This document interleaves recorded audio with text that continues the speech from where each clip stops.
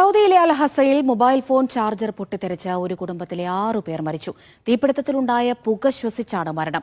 Mobile ചാർജിംഗിലിട്ട് ഉറങ്ങിയ സഹോദരങ്ങളാണ് ദാരുണമായ അപകടത്തിൽ കൊല്ലപ്പെട്ടത്.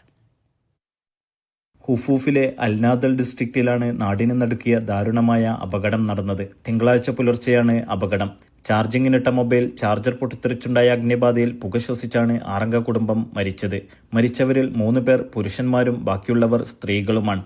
അൽജിബ്രാൻ കുടുംബത്തിലെ അംഗങ്ങളാണ് ഇവർ. ഹുസൈൻ അൽജിബ്രാന്റെ മക്കളായ അഹമ്മദ് ഹുസൈൻ, അബ്ദുൽ ഇലാഹ്, മറിയം ഹുസൈൻ, ഈമാൻ ഹുസൈൻ, ലത്തീഫ ഹുസൈൻ, ഇവരുടെ സഹോദരപുത്രൻ അസൻ ഹലി എന്നിവരാണ് മരിച്ചത്.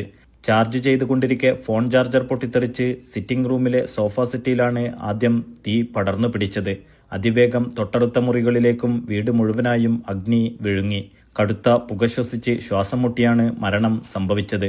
മൃതദേഹങ്ങൾ വൻ ജനാവലിയുടെ സാന്നിധ്യത്തിൽ